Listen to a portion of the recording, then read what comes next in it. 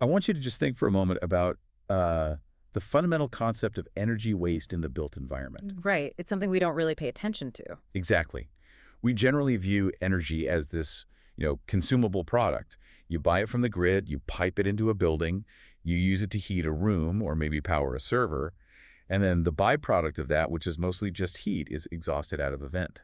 Yeah, right into the atmosphere. We basically treat our buildings like giant leaky sieves. We really do. Yeah. But what if the energy we need to run the future doesn't necessarily need to be generated from scratch? What if it's already trapped inside the walls and we just lack the mechanical imagination to capture it? I mean, that is the defining engineering challenge of our decade. We've spent a century, perfecting the art of generating power and just pushing it into a structure. Right. But now we're being forced to figure out how to trap, recycle, and loop that energy internally. The physical infrastructure has to evolve from a passive consumer to an active participant. Which brings us to the core of today's deep dive. We are exploring a really fascinating profile from Awards Insider, covering a company called Trane. Yeah, they just pulled off something really unusual. They did, a 3-time win at the 2026 E&E Leader Awards for Energy Innovation. And what's wild is they won for 3 totally distinct projects across 3 entirely different sectors. Right, you got commercial real estate, higher education, and heavy industrial manufacturing. Yeah, and the reason this source material is so compelling to me is the contrast. You have these 3 entirely different universes of, occupancy and mechanical demand. Financial constraints, too. Absolutely. Yet the underlying operational philosophy Trane applied is identical across all 3. Yeah, they approached each problem by asking, how can we make the existing infrastructure drastically smarter instead of just throwing more raw power at it? I am so excited to get into the actual mechanics of these solutions.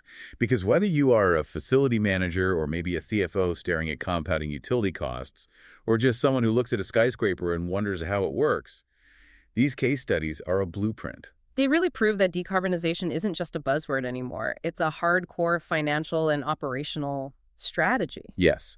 So let's start with the first award winner. The location is 55 Water Street. It's this sprawling, fully occupied legacy office tower in Lower Manhattan. And it is a classic example of legacy New York City real estate. Historically, a building of that vintage relied on this aging, steam-based heating system. Right. Steam is like the lifeblood of Manhattan. It is, but it's incredibly inefficient by modern standards. Yeah. And this inefficiency collided directly with a looming regulatory mechanism in New York called Local Law 97. Oh, I hear that law referenced constantly in real estate circles. From my understanding, it places a hard cap on the carbon emissions of large buildings, right? It does. But what makes it so daunting are the teeth of the legislation. Local Law 97 doesn't just ask nicely. It imposes these steep, compounding financial penalties for every metric ton of carbon a building emits over its limit. Oh, wow. So for a massive structure, like 55 Water Street, running on old steam boilers? You're looking at substantial fines. Fines that hit the balance sheet year after year. It essentially forces property owners to choose between modernizing or facing this untenable financial drain. But the operational hurdle here seems, nearly insurmountable. You cannot simply flip a switch and turn off a commercial skyscraper to rip out its mechanical heart. No, definitely not. Thousands of people are working there every day. They need climate control. Yeah. Plus, to get the utility incentives, the source notes they had, to finish the project in just 12 months. Yeah, 12 months. It's like performing open heart surgery on a patient while they're running a marathon. Exactly. How do you replace the beating heart of a building without anyone noticing? Well, the timeline and the occupancy were the primary constraints. So Trane deployed the nation's first storage source heat pump system, or SSHP. And the innovation here requires us to fundamentally shift our understanding of heating. Okay, how so? Normally, a building burns fuel to create heat, right? But the SSHP system operates on the premise that 55 Water Street was actually already generating enormous amounts of thermal energy. Because of the interior loads, like you have server rooms humming, thousands of computers, lighting, just the body heat of the occupants. Precisely. The building is constantly generating waste heat that normally just gets pushed out the roof. So rather than generating new heat, they capture that existing waste energy. Oh, that's clever. Yeah. Trane utilized Centrivac centrifugal chillers alongside thermofit modular heat recovery chillers. Okay, I'm going to pause you right there.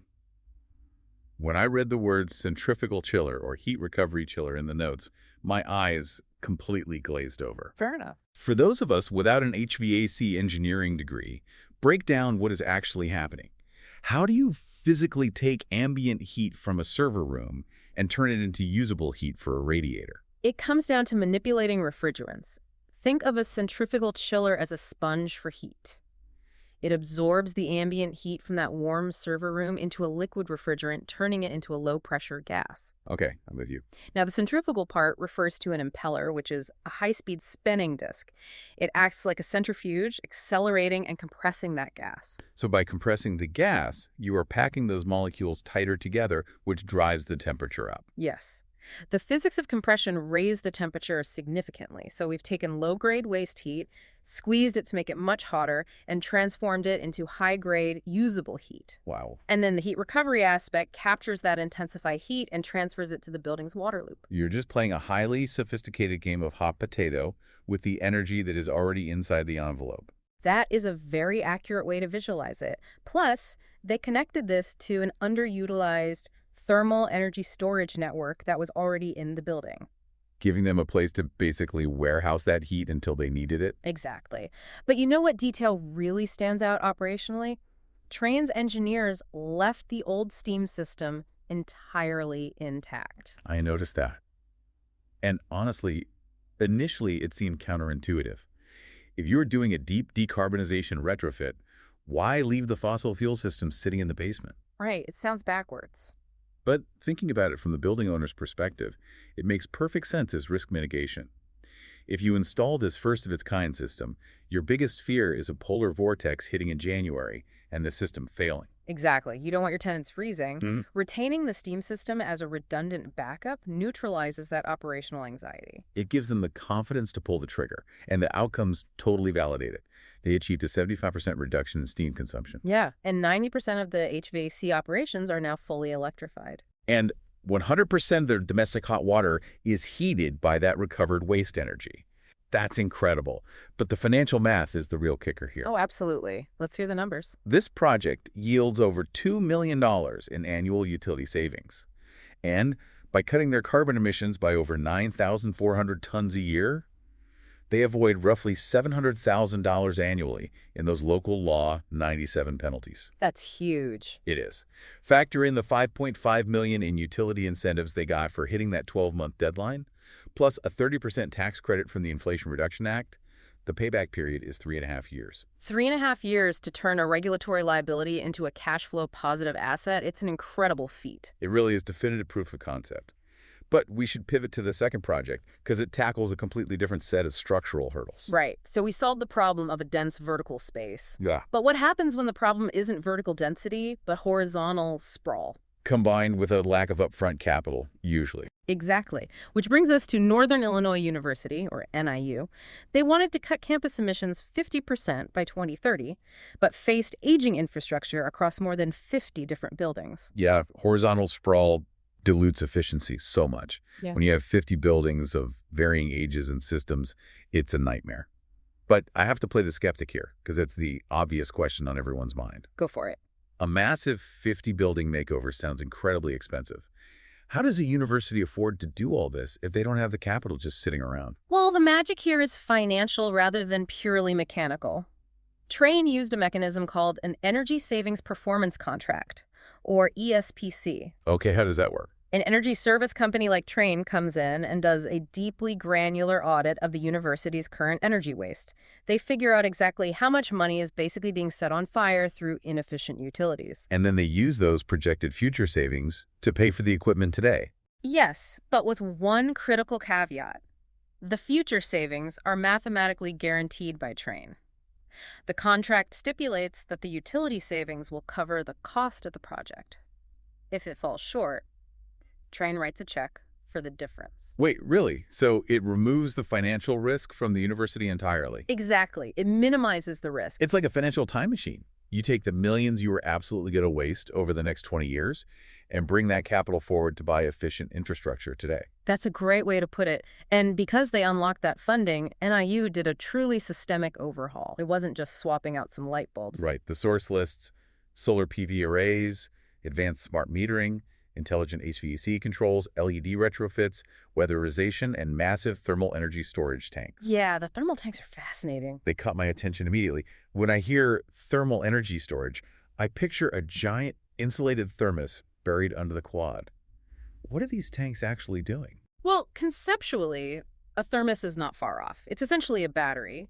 But instead of storing electrons with lithium, it stores temperature using a phase change material.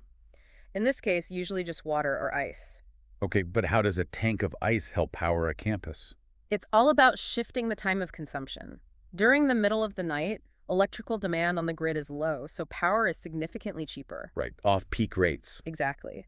The university uses that cheap overnight electricity to run chillers that freeze water inside these huge insulated tanks. Then, during the peak heat of the afternoon, when electricity rates skyrocket, They turn the energy-intensive chillers off. you got it. They just circulate the building's air over the ice they made the night before. That is brilliant. You aren't necessarily using less energy to make the ice, but you are strategically buying it when it's cheapest and avoiding the grid when it's stressed. Right. It smooths out the demand curve, which is critical. And the aggregate results across those 50 buildings are staggering. They achieved a 26% reduction in energy consumption and an 11% cut in carbon emissions.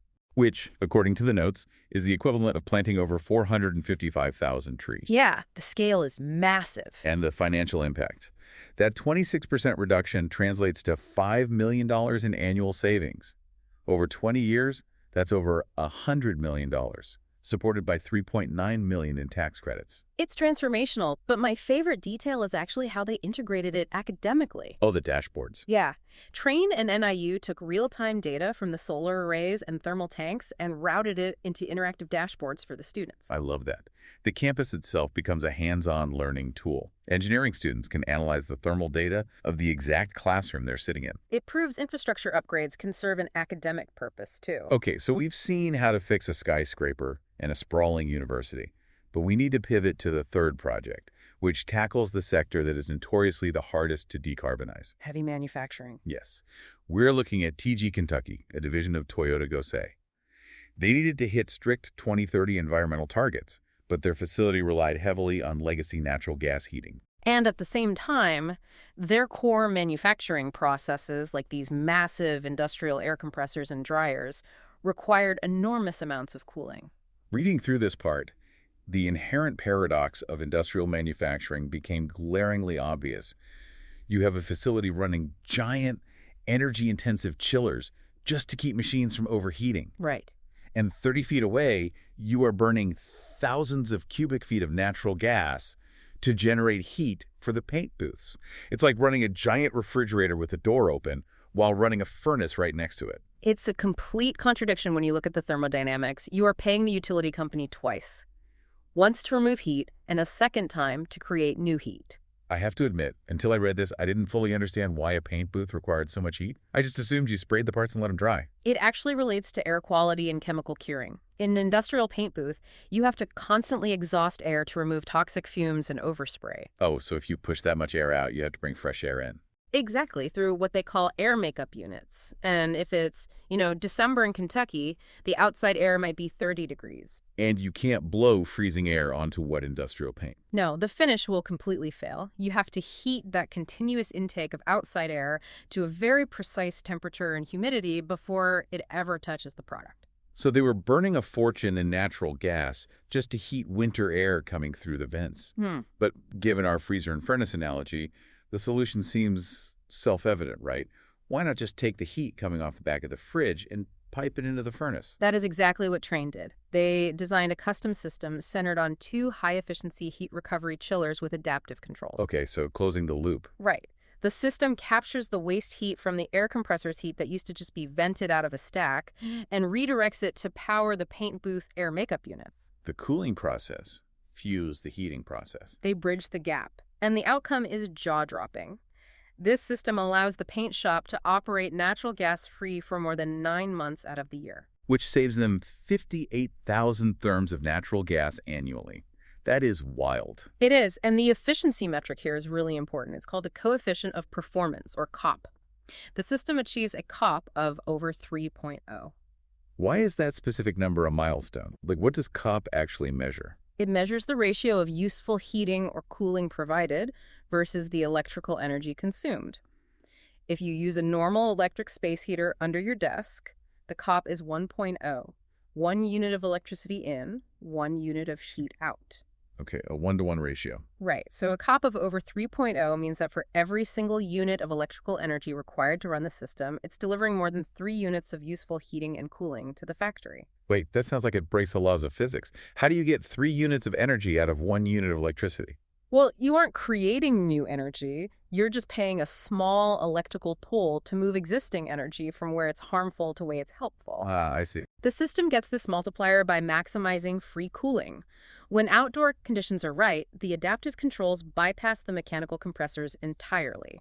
They just use the outside air and the heat recovery loop. So the mechanical chillers only run when absolutely necessary. Exactly. It drastically cuts electrical input while keeping thermal output maxed. It proves to the industrial sector that waste heat is an untapped resource, not just a byproduct to vent into the sky. Stepping back to look at the big picture, across all 3 of these E&E Leader Award-winning projects, a clear through line emerges. Definitely.